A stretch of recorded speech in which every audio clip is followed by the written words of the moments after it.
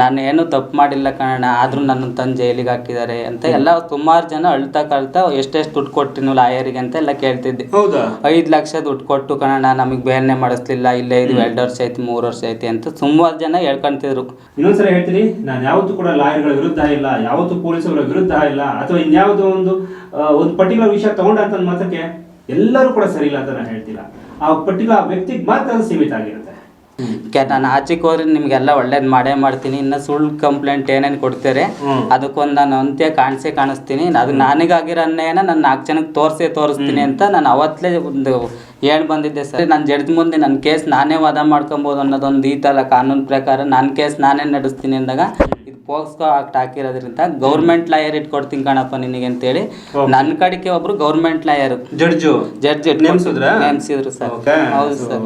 ನೀನೇ DTP ಮಾಡಿ government lawyer ಕೊಟ್ಟೆ. ಗೌರ್ಮೆಂಟ್ ಲಾಯರು ಆ DTP ಮೇಲೆ ಅವ್ರು ವಾದ ಮಾಡಿದ್ರು.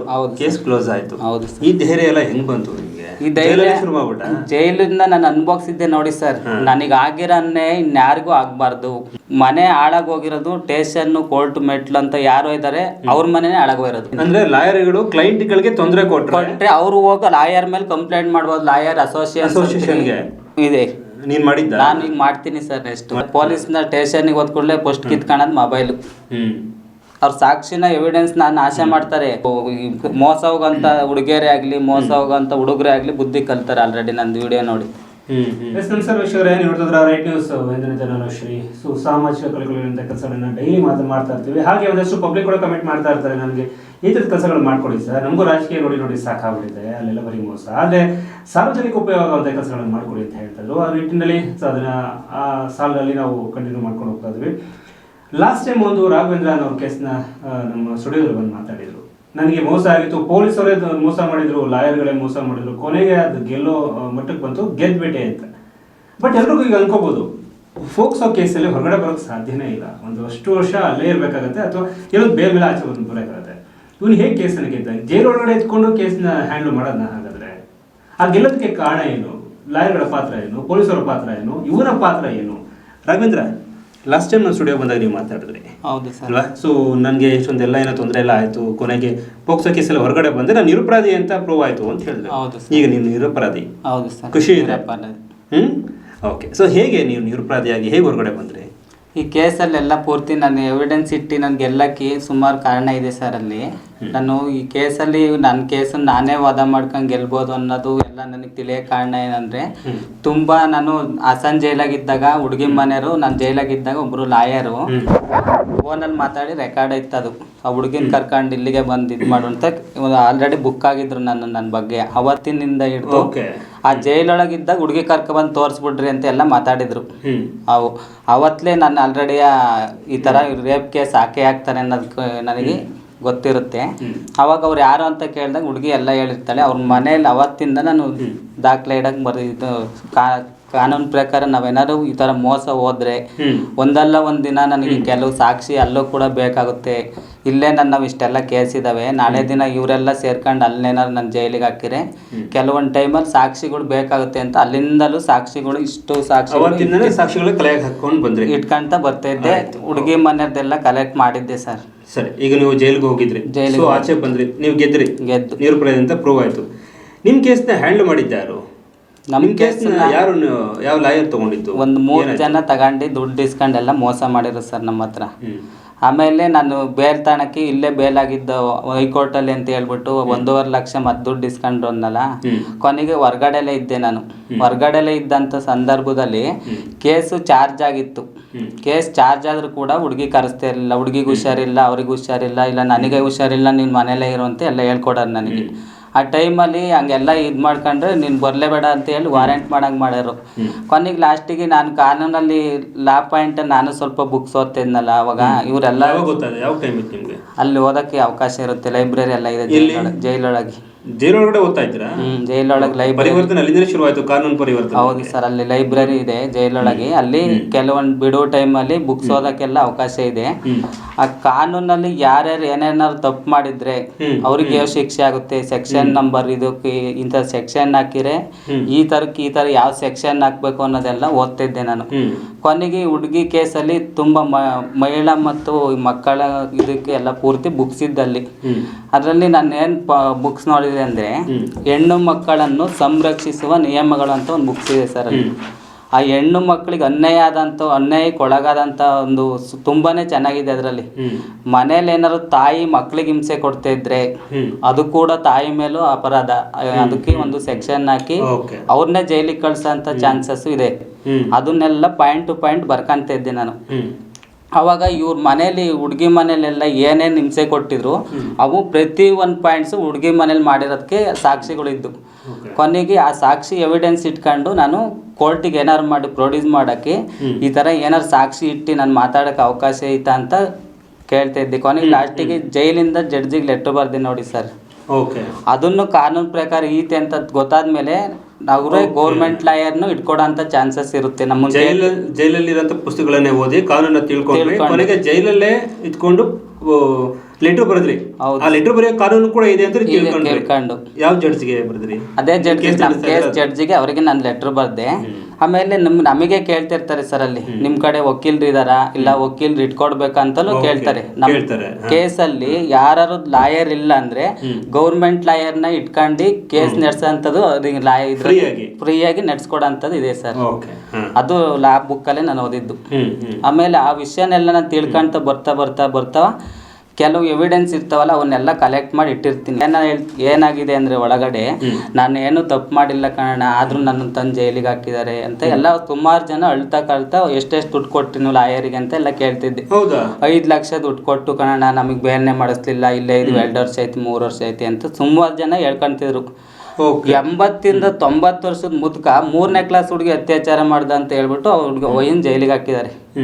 ಆದರೆ ಆಸ್ತಿ ವಿಚಾರದಲ್ಲಿ ಮಾಡಿರೋದು ಸರ್ ಅದು ಸುಳ್ಳೆ ಅಂತ ನನಗೆಲ್ಲ ಗೊತ್ತಾಯ್ತು. ತೀರಾ ಇಷ್ಟು ಕಾನೂನಲ್ಲಿ ಇಷ್ಟೊಂದೆಲ್ಲ ಅನ್ಯಾಯ ನಡೀತಾ ಇದೆ ಇಲ್ಲಿ ಅಂತ ನಾನು ಸುಮಾರು ಬುಕ್ಕನ್ನು ಓದಿ ಏನಾದ್ರು ಮಾಡಿ ನಾನು ಆಚೆಗೆ ಹೋದ್ರೆ ನಿಮಗೆಲ್ಲ ಒಳ್ಳೇದು ಮಾಡೇ ಮಾಡ್ತೀನಿ. ಇನ್ನು ಸುಳ್ಳು ಕಂಪ್ಲೇಂಟ್ ಏನೇನು ಕೊಡ್ತಾರೆ ಅದಕ್ಕೊಂದು ನಾನು ಅಂತ್ಯ ಕಾಣಿಸ್ತೀನಿ. ಅದು ನನಗಾಗಿರೋ ಅನ್ಯಾಯನ ನಾನು 4 ಜನಕ್ಕೆ ತೋರಿಸ್ತೀನಿ ಅಂತ ನಾನು ಅವತ್ತಲೇ ಒಂದು ಬಂದಿದ್ದೆ ಸರ್.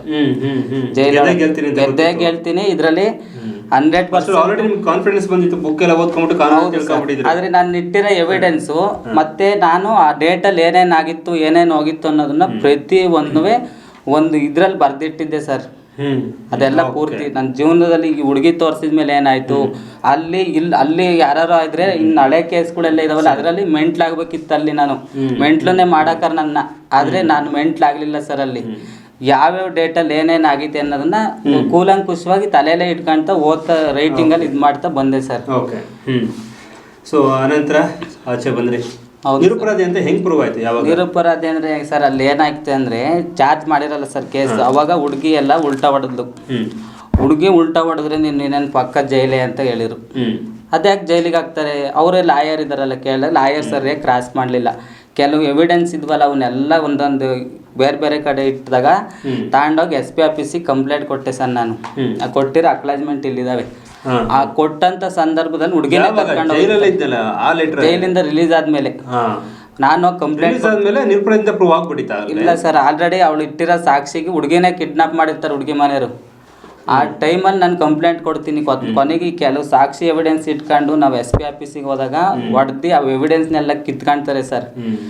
ಮೊಬೈಲು ಎಲ್ಲ ಸೀಜ್ ಮಾಡ್ತಾರೆ. ಆ ಸೀಜ್ ಮಾಡಿ ಜೈಲಿಗೆ ಕಳಿಸ್ತಾರೆ ಸರ್. ಮತ್ತೆ ಆ ಸೀಜ್ ಮಾಡಿ ಜೈಲಿಗೆ ಕಳಿಸ್ತಾರಲ್ಲ ಮೊಬೈಲ್, ಡೂಪ್ಲಿಕೇಟ್ ಮೊಬೈಲ್, ಇನ್ನೂ 25 ಕಡೆ ಎವಿಡೆನ್ಸ್ ಇಟ್ಟಿನಿ ಸರ್.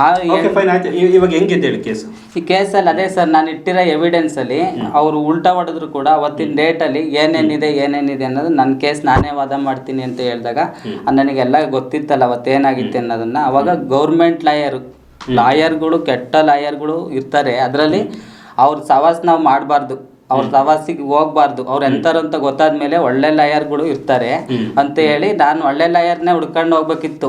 ಆದರೆ ನಾನು ಜಡ್ಜ್ ಮುಂದೆ ನನ್ನ ಕೇಸ್ ನಾನೇ ವಾದ ಮಾಡ್ಕೊಬೋದು ಅನ್ನೋದೊಂದು ಈತಲ್ಲ ಕಾನೂನು ಪ್ರಕಾರ. ನನ್ನ ಕೇಸ್ ನಾನೇ ನಡೆಸ್ತೀನಿ ಅಂದಾಗ ಇದು ಪೋಕ್ಸ್ಕೋ ಆಕ್ಟ್ ಹಾಕಿರೋದ್ರಿಂದ ಗೌರ್ಮೆಂಟ್ ಲಾಯರ್ ಇಟ್ಕೊಡ್ತೀನಿ ಕಣಪ್ಪ ನಿನಗೆ ಅಂತೇಳಿ ನನ್ನ ಕಡೆಗೆ ಒಬ್ರು ಗೌರ್ಮೆಂಟ್ ಲಾಯರ್ ಜಡ್ಜ್ ನೇಮಿಸಿದ್ರು ಸರ್.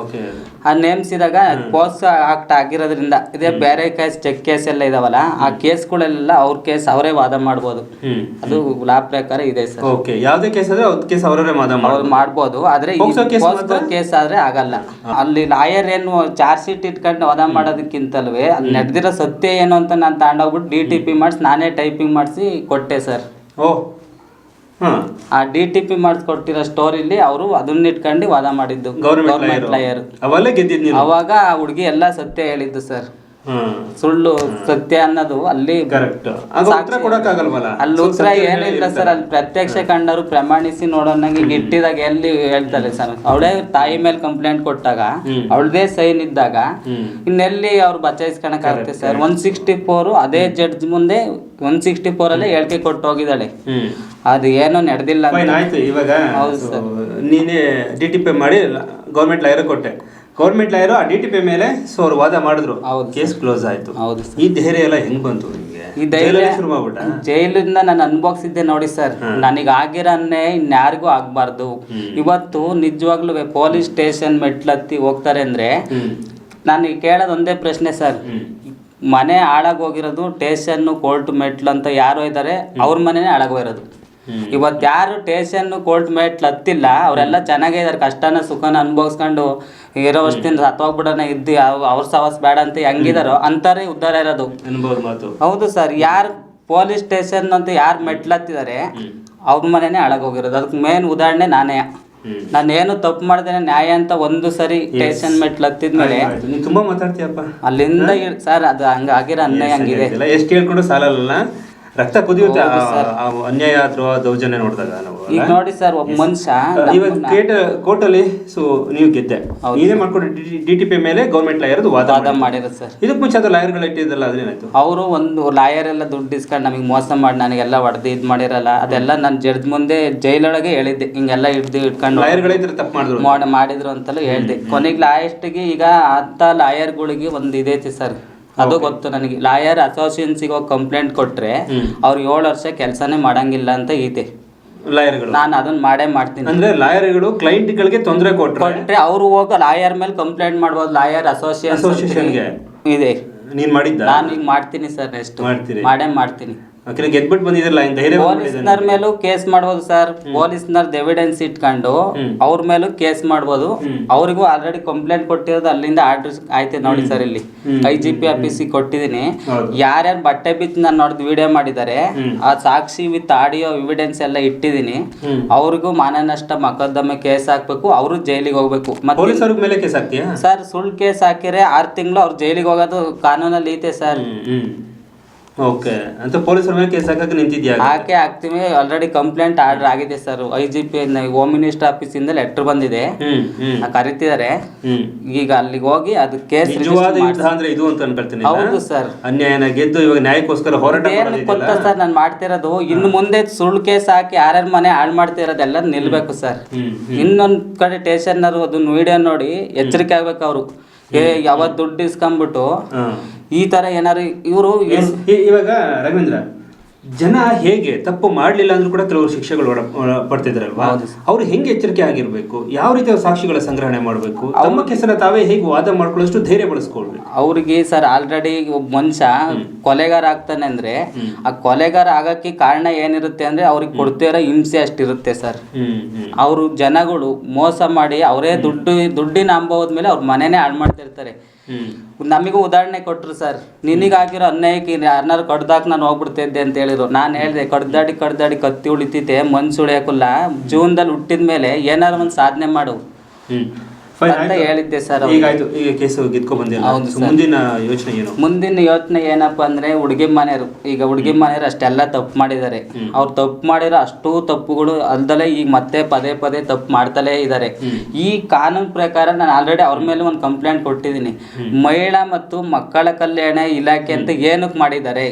15 ವರ್ಷದಿಂದ ಹಿಡಿದು 18 ವರ್ಷದ ಹುಡುಗಿನ ಒಬ್ರಲ್ಲ ಅಂತ 3 ಜನ ಆಗೋಗಿದ್ದಾರೆ ಸರ್ ಅಲ್ಲಿ.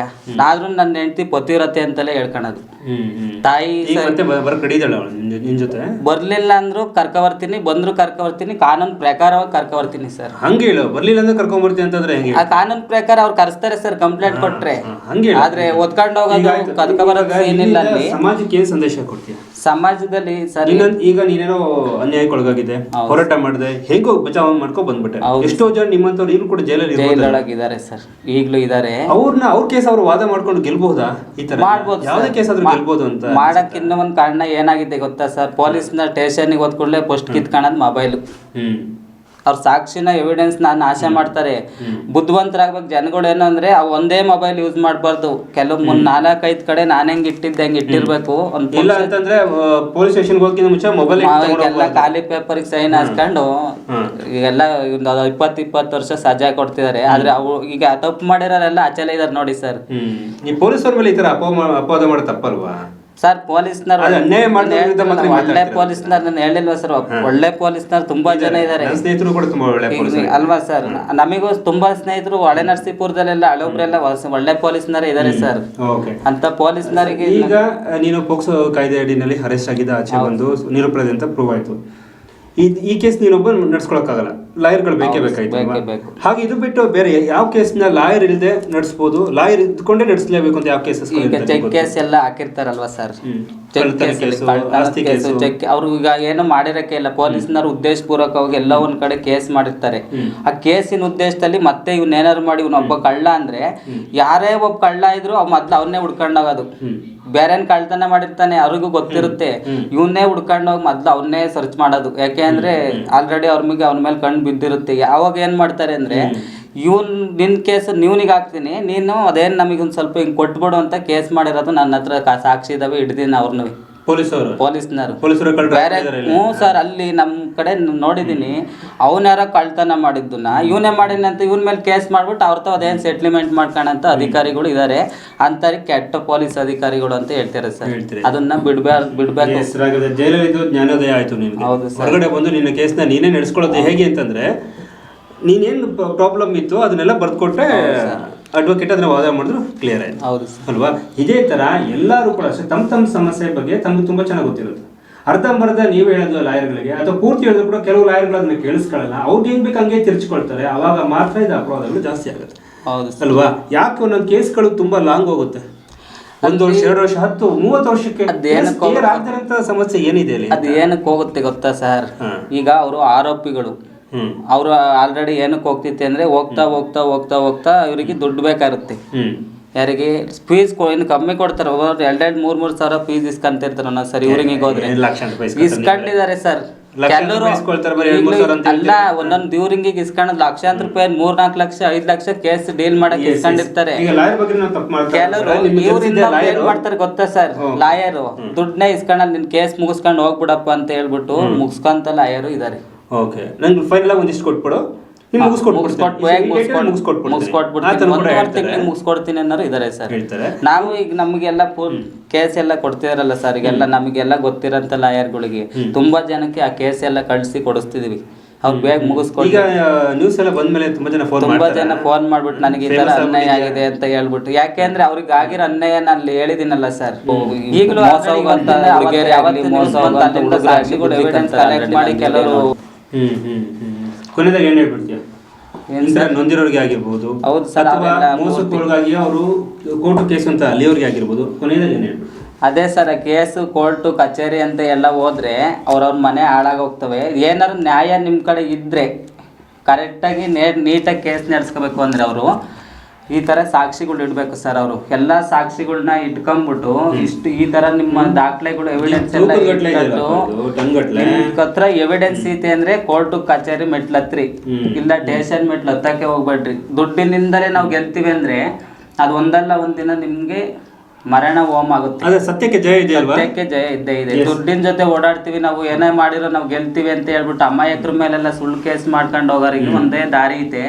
ಲಾಸ್ಟಿಗೆ ಅನುಭವಿಸ್ತಿರಲ್ಲ ಜನಗಳು ಅಂತ ನಾನು ಹೇಳ್ತೀನಿ. ಎಸ್ ವೀಕ್ಷಕರೇ, ನೀವು ನೋಡ್ತಿದ್ದು ರೈಟ್ ನ್ಯೂಸ್. ನನ್ನ ಜೊತೆ ರಾಘವೇಂದ್ರ ಅವರು ಲಾಸ್ಟ್ ಪೋಕ್ಸೋ ಕೇಸ್ ಅಡಿನಲ್ಲಿ, ಸುಳ್ಳು ಕೇಸ್ ಅಡಿನಲ್ಲಿ ಅವರು ಅರೆಸ್ಟ್ ಆಗಿರ್ತಾರೆ, ಜೈಲಿಗೆ ಹೋಗಿರ್ತಾರೆ. ಜೈಲಲ್ಲಿ ಒಂದಷ್ಟು ಜ್ಞಾನೋದಯ ಆಗುತ್ತೆ. ಬುಕ್ಸ್ಗಳು ಓದ್ಕೊಂಡು ಕಾನೂನನ್ನು ಹೇಗೆ ನಮಗೆ ನಾವು ಬಳಸ್ಕೊಳ್ಬೋದು ಅನ್ನೋ ದೃಷ್ಟಿನಲ್ಲಿ ಕಾನೂನುಗಳು ಓದ್ಕೊಂಡು ಆಚೆ ಬಂದು ಗೆದ್ದು ಅಂದ್ರೆ ತನ್ನ ವಿಷಯದಲ್ಲಿ ತಾನೇ ವಾದ ಮಾಡ್ಕೊಳ್ಳೋದಕ್ಕೆ ಸೊ ಒಂದಷ್ಟು ಇನ್ಫಾರ್ಮೇಶನ್ ಲಾಯರ್ಗಳಿಗೆ ಇವನೇ ಕೊಟ್ಟ ಮೇಲೆ ಲಾಯರ್ ಅದನ್ನ ಸತ್ಯ ಹೇಳ್ತಾರೆ, ಇವ್ನು ಕೊಟ್ಟಿದ್ದೆಲ್ಲ ಸತ್ಯ ಅಂತ ಖಡಾಖಂಡಿತಲ್ಲಿ ಜಡ್ಜ್ ಮುಂದೆ ಹೇಳ್ತಾರೆ. ಆಗ ಜಡ್ಜ್ಗೆ ಮನವರಿಕೆ ಆಗುತ್ತೆ. ಸೊ ರಿಲೀಸ್ ಮಾಡಿ. ಹಾಗೆ ನೀವು ಎದ್ದು ಲಾಯರ್ ಏನಾದ್ರು ಆಗ್ಬೇಕು ಅಂತ ಅನ್ಕೊಂಡಿದ್ರಿ ನೀವು? ಹೌದು, ನಾನು ಓದ್ತಿದ್ದೀರಾ? ಓದ್ತೀನಿ. ಓಕೆ, ಓದ್ಬಿಟ್ಟು ಏನ್ ಮಾಡ್ತೀರಾ? ನಾನು ಎಷ್ಟೋ ಜನ ಯಾವ ತರ ಲಾಯರ್ ಆಗ್ತೀರಾ ನೀವು? ನಾನು LLB ಮಾಡಿ ಲಾಯರ್ ಆಗ್ತೀನಿ ಸರ್. ನಾನು ಲಾ ಕಾಲೇಜಿಗೆ ಸೇರ್ತೀನಿ.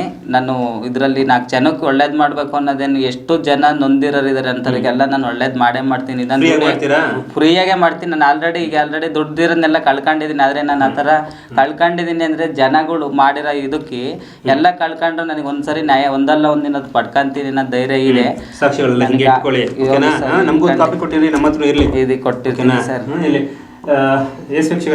ಸತ್ಯಕ್ಕೆ ಯಾವತ್ತು ಜಯ ಇದ್ದಿದೆ, ಸತ್ಯ ಯಾವತ್ತು ಗೆದ್ದೇ ಗೆಲ್ಲುತ್ತೆ. ಒಂದು 4 ಜನ ಲಾಯರ್ಗಳ ವಿಷಯ ಮಾತಾಡಿದ ಮತ್ತೆ ಇಡೀ ಲಾಯರ್ ಕುಲಕ್ಕೆ ನಾನು ಅವಮಾನ ಮಾಡ್ತಾ ಇಲ್ಲ. ಸೊ ಎಲ್ಲ ತುಂಬಾ ಜನ ಸ್ನೇಹಿತರು, ಒಳ್ಳೆ ಸ್ನೇಹಿತರು ಕೂಡ ಇದ್ದಾರೆ. ಹಾಗೆ ಪೊಲೀಸರ ವಿಷಯ ಮಾತಾಡ್ತೀನಿ. ಇಡೀ ಪೊಲೀಸ್ ಡಿಪಾರ್ಟ್ಮೆಂಟ್ ವಂಶನೇ ಸರಿ ಇಲ್ಲ ಅಂತ ನಾನು ಹೇಳ್ತಾ ಇಲ್ಲ. ಅಲ್ಲಿ ಒಂದಷ್ಟು ಮೋಸ ಹೋಗೋರಿಂದ ನಿಮ್ಮನ್ನ ಹೇಗೆ ರಕ್ಷಣೆ ಮಾಡ್ಕೊಳ್ಬೋದು ಅನ್ನೋಂಥ ಒಂದು ಸಾಮಾಜಿಕ ಕಾರ್ಯಕ್ರಮ ಅಷ್ಟೇ. ಯಾಕೆ ನನಗೆ ಬರ್ತಿದ್ದ ಸಾವಿರಾರು ಫೋನ್ ಕಾಲ್ಗಳು ಕೂಡ ನಾನು ಇವತ್ತು ರಿಸೀವ್ ಮಾಡೋಕ್ಕಾಗ್ತಿಲ್ಲ. ಅಷ್ಟೊಂದು ಜನ ಮೋಸ ಹೋಗಿರೋದು. ನಾವು ಮೋಸ ಹೋಗಿದ್ವಿ ಅಂತ ಹೇಳಿದ್ರೆ ಅದಕ್ಕೋಸ್ಕರ ನಿಮಗೆ ನೀವೇ ಬುದ್ಧಿವಂತರಾಗಿ. ಇನ್ನೊಂದ್ಸಲ ಹೇಳ್ತೀನಿ, ನಾನು ಯಾವತ್ತೂ ಕೂಡ ಲಾಯರ್ಗಳ ವಿರುದ್ಧ ಇಲ್ಲ, ಯಾವತ್ತೂ ಪೊಲೀಸರ ವಿರುದ್ಧ ಇಲ್ಲ, ಅಥವಾ ಇನ್ಯಾವುದೋ ಒಂದು ಪರ್ಟಿಕ್ಯುಲರ್ ವಿಷಯ ತಗೊಂಡಂತ ಮಾತ್ರಕ್ಕೆ ಎಲ್ಲರೂ ಕೂಡ ಸರಿ ಇಲ್ಲ ಅಂತ ನಾನು ಹೇಳ್ತಿಲ್ಲ. ಆ ಪರ್ಟಿಕ್ಯುಲರ್ ವ್ಯಕ್ತಿಗೆ ಮಾತ್ರ ಸೀಮಿತ ಆಗಿರುತ್ತೆ. ಇದು ರೈಟ್ ನ್ಯೂಸ್.